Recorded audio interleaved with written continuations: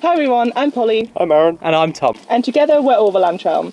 Welcome to our weekly fireplace Overland chat discussion thing that we haven't quite named yet, but we will be posting every Sunday.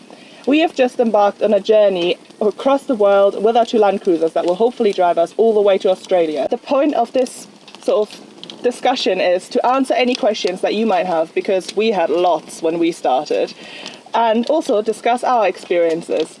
So if you want to join our journey, then don't forget to subscribe and let's get into it. So you want to go travelling, you want to go overlanding, you maybe even have the car already, but where do you go? That was our biggest question about a year ago, 2 years ago even. 2 years ago. And we've changed it many times since. So many times. Yeah, I think our original route was, I remember I wanted to drive all the way across to the end of Russia, to Vladivostok. That was almost like my original one. And then somehow get the car to Australia from there. Yeah, we wanted to ship from there to Japan and then down to Australia, maybe via South Korea, but for obvious reasons that wasn't possible anymore. Yeah. So we had to change our route. Then we thought we'll go to South America. Yeah, that was South America next. Yeah, I remember that. And we were looking at that and thinking, oh gosh, okay, that's not even the most politically stable region that we could go to. And really, obviously, this was our first time doing, a huge trip like this. So whilst we wanted to be adventurous, we didn't want to go from 0 to 100 like straight away. Yeah, exactly. And there were lots of things to consider, weren't there? Yeah, I mean, obviously geopolitics was one of them, COVID as well, so we had to kind of plan our route around COVID in a way to start with. Obviously it's less of a problem now, but also where can you take the cars, what's the difficulty of taking the cars? Weather. The weather. Yeah, well, that's one we didn't even consider. I was thinking, we'll go to South America, we'll go right down to the bottom of Argentina and Chile, right there. And then I looked at what the weather was going to be like in, I think it was like July or June. I was like, -30. Perfect for camping. Yeah, okay, that's maybe not what I'm looking for. So you have to try and plan like which hemisphere you're going to be in which year, and even if you're traveling on a huge journey, like how the weather can change during that thing. Like when we were looking at going from one side of Russia to the other, you realise that, okay, if we started in, say, sort of June time, great, it'd be fantastic for the first sort of 2-3 months. So it might be too hot, but it won't be too cold. But then by the time you've got over the other side, that can take 3-4 months if you're doing it properly, even longer. And you're getting towards winter. And then you start racing for the border because you need to get out of that country before it freezes over. And of course, if you're driving such a long distance, you also have to consider what you want to see. Do you want to be off-grid and explore nature? Do you want to see cities? What kind of experiences are you looking for? And it's really difficult, we found, to kind of find the right balance between seeing nature and off-roading, but also wanting to see the most important sites, like historical things that are usually in the cities. So lots and lots of stuff to consider.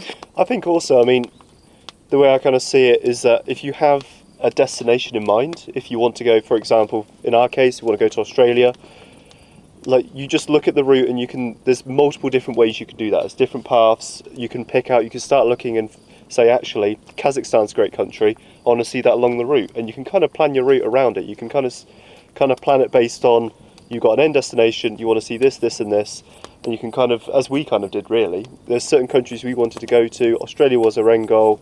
So we kind of planned the route according to that, really, whatever was the most kind of, whatever allowed us to see as much as we wanted to see. And that's when you realise Kazakhstan's closed. 3 of the countries along the way you can't get through in a right-hand drive Maybe car. a bad example. No, I mean, that's exactly what we did do and what we do. And then you go out and you research and you go, okay, well, how much of that is possible? Caravanistan was a really good website that I used all the time. I remember looking on that when I was like 17, 18 years old, like dreaming of doing some kind of trip like that. That was way before I could even, think of being able to actually do it. Yeah. So being flexible was one of the biggest lessons, I think, especially for me, because I'm one of those people that likes to have a plan and I like to know what I'm doing tomorrow, next week, next month, if I'm traveling anywhere, but that's not really possible with this kind of travel we found. Yeah. So I think it's something where I personally grew a lot, and yeah, it's definitely something. I think that's particularly the case when you're looking at some countries which are require a bit more requirements. So if you want to go to Russia, you need to take your passport to the visa office, and like places like Iran. So sometimes you have to have some fixed dates But I think having a lot of flexibility where possible, like, allows you to see what you want to see as much as you can see given the situation. That's really been the biggest learning curve, I think, in terms of route for us. We had this idea that we would have it day by day, or at least week by week, where we wanted to be. But it's not just, it absolutely is the requirements and where you have to be, but it's also you turn up somewhere and you just like it and you want to stay. And it's, okay, it's a luxury to be able to do that, sure, because you have enough time to be able to do that. But for us, we would rather stay somewhere an extra couple of nights and then have to pick up that distance a little bit further on, or be a bit more flexible on the dates of how long the trip might be. We're sat here now in Bosnia, and we don't know how long it's going to take to complete this trip. No. We really don't. No. Yeah, on a similar vein to you, Tom, I mean, we've had experiences in the past where we drove around Italy, we spent a couple of weeks doing it, and all we were doing was driving every single day, a couple of hours a day, and you're always thinking, what's the next hotel we need to check in at? What time do we need to check out? You never really experience the places you want to see properly. Sometimes it's worth just trimming the trip down a little bit. If you're limited on time, maybe seeing less but seeing it better, spending more time in places, seeing everything they have to offer, experiencing the culture and the history. Yeah, I mean, I think we learned that, pretty early on. And it's a problem because when you're working particularly, you want to pack as much adventure into, say, 2-3 week trip that you have. You want to say, I can get to like 10 places, I can do 5,000 kilometres, I can do 7,000 kilometres in those 3 weeks. And you're like, sure, you can. But all you're going to see is motorway service stations, hotels late at night, waking up, having breakfast, and then leaving again. That is all you'll see. Yeah. And I think all these things that we've just talked about, like the weather, what you want to see, where you want to go, and the kind of places you're travelling to, all play into, I think, the most important decision that you have to make before you embark on a trip like ours, which is what vehicle you want to choose to do the trip in. Toyota. Not biased.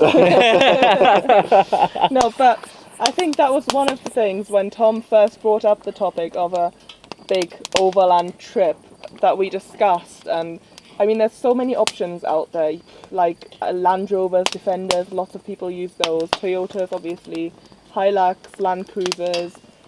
What else do people have? Like Ford Rangers. Do you know what everything. the first vehicle I wanted to take around the world with you was? What? Remember, it's called a Bedford Bambi. Oh God, yes. And I'll have to put a picture up because I doubt anyone will know what this is. But it's basically a tiny little motorhome. It's like a 800cc Daihatsu 1 litre engine in it, and it is the tiniest little thing. It shakes and moves on the road in the wind. And I was like, I'll buy one of them because there's one for sale near us. It was like, it was pretty cheap. It was leaking water from the roof. Yeah, it was leaking. And we looked at that, and I was like, oh, do you want to go around the world? And you were like, We've kind of gone on the other end of the spectrum now, having a 4.7 litre V8 compared to a 800cc. Yeah, I mean, I think you would appreciate past Tom with the fuel economy. Yeah, I would, absolutely. Although, it's not too bad. Revving at like, 5,000 RPM in a 1 litre versus, this little baby going along at 1,100 Not RPM. so little. Not so little, but goes well. No regrets with that. You can have a 4x4 like ours, but obviously you could also take a van or something like that. So there's lots of considerations that you have to make. Like, do you need inside space? Again, depending on where you're traveling, you might want to go to colder places. For example, in the Scandinavian countries we thought about, then it would just be too cold in a roof tent in the winter, especially. So do you need that inside space? Obviously you can have like a camper kind of thing on top of your 4x4. Do you want a roof tent? Do you want to be just outside? Where are you going? Are you going off-road? Do you need a 4x4? Mm-hmm. So many questions that you had to consider. I think in hindsight, 4x4 is something that I would really consider carefully before going down. Like, we knew that we came from already enjoying off-road driving in the UK. No. Well, we brought Aaron to it. Aaron's come to it. Yeah. So I never really liked off-road. Well, I never really tried off-roading, should I say. It's never something I really even considered to try until Tom and Polly got this massive machine and managed to convince me to go as well. I mean, it's one of those things. It's a tiring thing. Like, we spent days in Portugal, literally the entire day, 12 hours, 10-12 hours, just off-roading. It's tiring, but it's great fun. Yeah, absolutely. And that's sort of almost an activity in itself. The second bit of that is that having the four-wheel drive does allow you to get to places that you wouldn't otherwise be able to get. Yeah. And you've got to look at, in your route, what do you want to do? Because it's very more than possible to get all the way from where, in Europe, probably to our destination all the way in Australia, without doing too much proper off-road. Frankly, you do not need four-wheel drive to do it. It could be helpful if suddenly some rain came in and stuff like that, but generally you'd probably be all right. Yeah. But it does give you that option to be able to go off the beaten track, take a campsite that's a little bit up through a mountain track or something along that line. I think it's the confidence as well, is that you know that your vehicle is capable of anything. Yeah. Like, you know that you're more than likely not going to get stuck. You can go wherever you want, no matter what the weather is. Yeah. You'll always be able to get out of a sticky situation with four-wheel drive. Yeah. And a winch. And a Toyota. And a Toyota. As long as it's a Toyota. He's relying on our winch. Yeah. So. Yeah, we've got one winch between two. Yeah. But a very reliable 4x4. Yes. Yeah. That's trusty but rusty. Trusty but rusty. What have we just been doing today? Oh.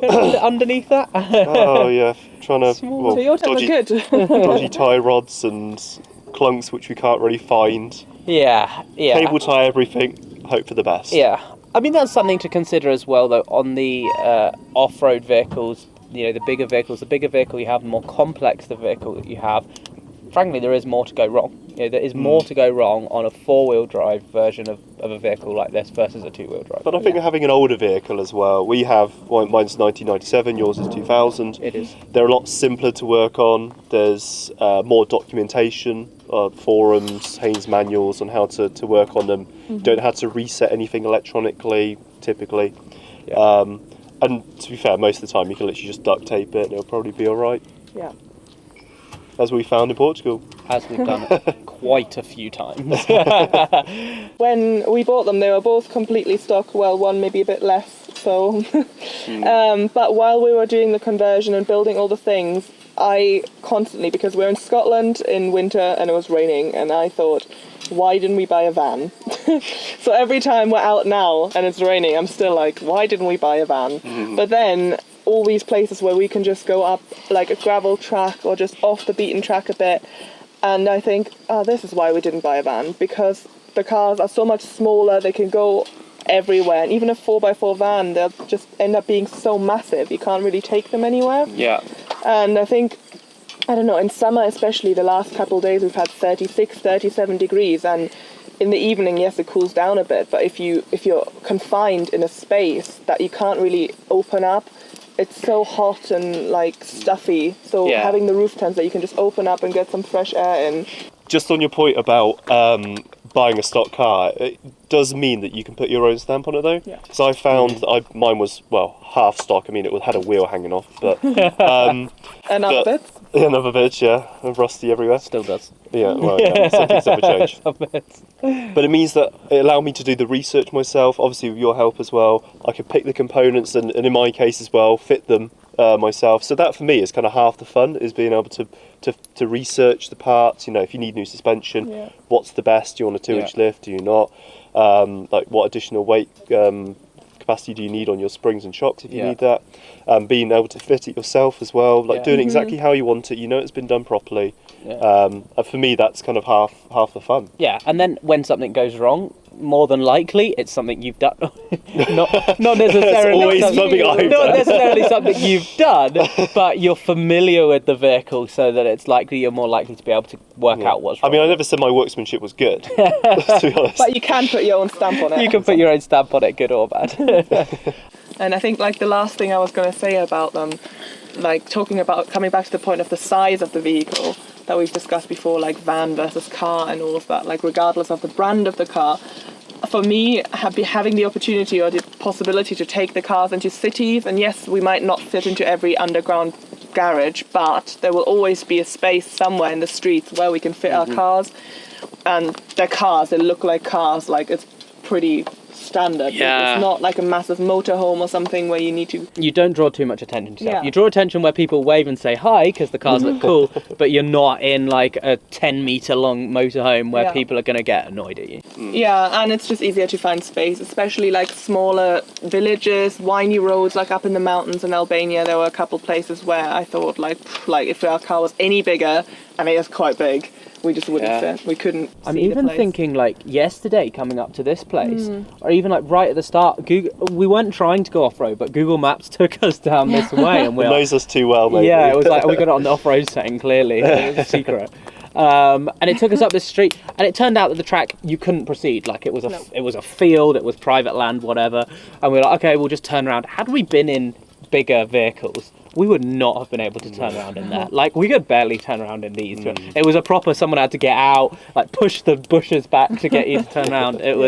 It was quite something. We'll put a picture in. You were literally in the bush. Yeah. Did we take a picture? I took a picture. We'll put a picture up on screen because that was something, but that wasn't even intentional, and it shows that sort of particularly in countries where like navigation isn't quite so easy, you can't just put something into Google Maps and assume that it will take you there without any problems. Like it's not really tested by as many people once you start getting to countries like in the South Balkans. Yeah. So just to have that option there to be able to get out safely is important. Definitely. So yeah, I mean now you've got your route set, you've got your vehicle sorted out and kind of got the basics done, what you need. What stuff are you going to take? Like if you want to live in the car full time like us, I mean, how are you fitting your house into a car? But even if you're going for 2-3 weeks, you know, there's so many things that you might need to take or want to take that you would never think of before you've tried it. And we found that out kind of by trying, really. Yeah, absolutely. And I think we could spend like 3 hours here going through each and everything that we wanted to take with us. But let's cover off some of the basics and sort of where we started. One of the first things that we started with was our tent, because that's what turned a car into something that we could actually live in. Yeah.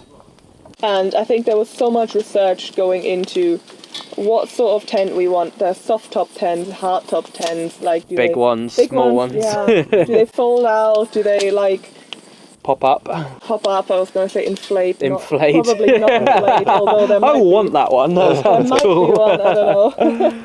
Yeah, absolutely. And also, one of the most important things that we looked at was insulation. Like, are we going to be in cold climates? Are we going to be in hot climates? Is it going to be a bit of both? And what you'll find with some of the cheaper tents that are on the market, and it doesn't apply to all of them, but the really cheap ones, it does, they're very much summer tents. And if you then get somewhere that is proper chilly, it's going to give you very little protection from the I mean, elements. I think that's the case of mine. So I got a Ventura roof tent, like the one that folds kind of outwards. Not the best quality, maybe. Maybe. Yeah. We'll maybe. see. We'll see. I mean, a few things are broken We've already. already seen a little bit. Yeah. But I knew that was a summer tent. So what I got was a seam bag, which can go down to like minus 40 degrees. So if it's really that cold, like I do have something that I can sleep in that will keep me warm. So just using like duvet most of the time. But it's nice to be prepared for kind of all eventualities, really. Yeah, absolutely. And that's what we did with ours. I think ours is the other end of the spectrum, right?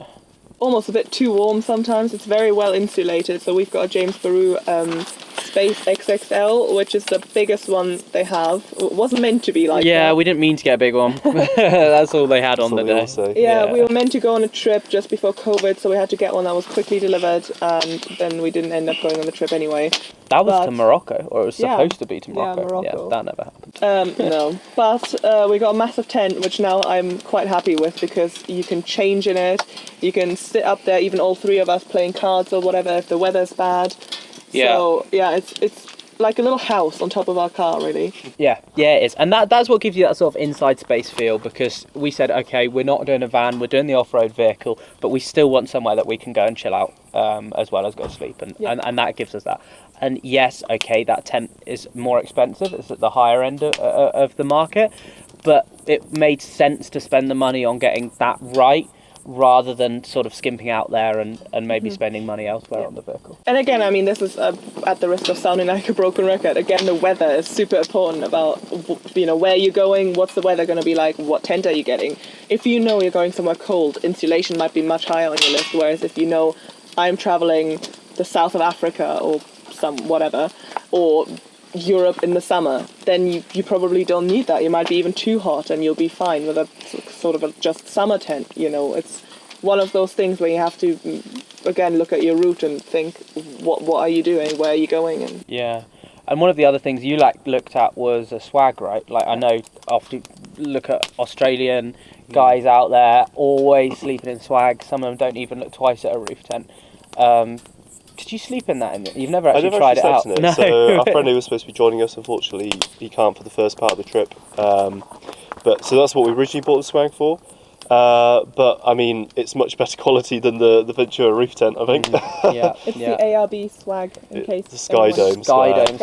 Yeah. With the stretcher as well. Yeah. I mean, it takes up a bit of space in the back, but when we got friends coming out, so if we do some camping, we can sort of have better sleeping arrangements. We have more people with us. We've got a guest room with us. Really? Technically, yeah. Like a hotel, we should charge maybe. Yeah. You could start doing that. Make back most of the money we spent on the trip. Have to charge a lot for that. You guys going to pay £30 a night to stay in our swag? Maybe not.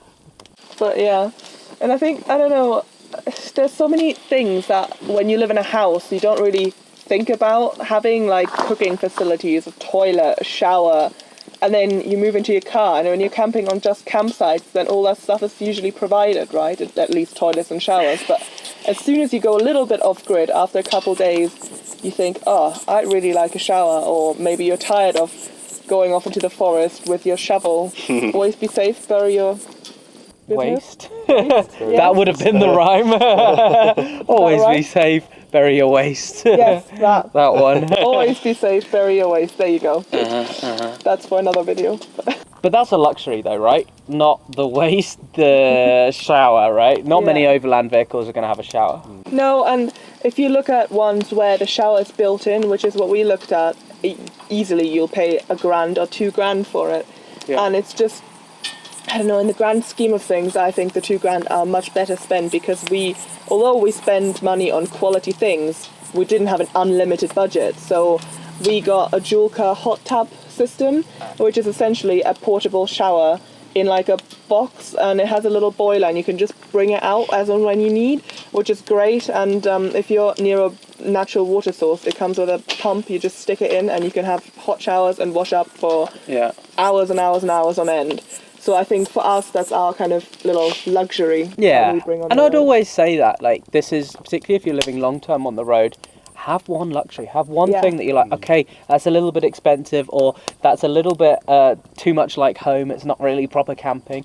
I know someone we know has a coffee machine, a proper espresso coffee machine in his Land Cruiser. Bean to cup. Yeah, and you're like, okay, that's grossly unnecessary. But if you have that one thing, it just makes your experience just that little bit feel more homely and makes you miss home. What's your luxury, Alan? Yeah, I was going to say, so my one is, we got like a MiFi, which is like a Wi-Fi router, so you put a SIM card in.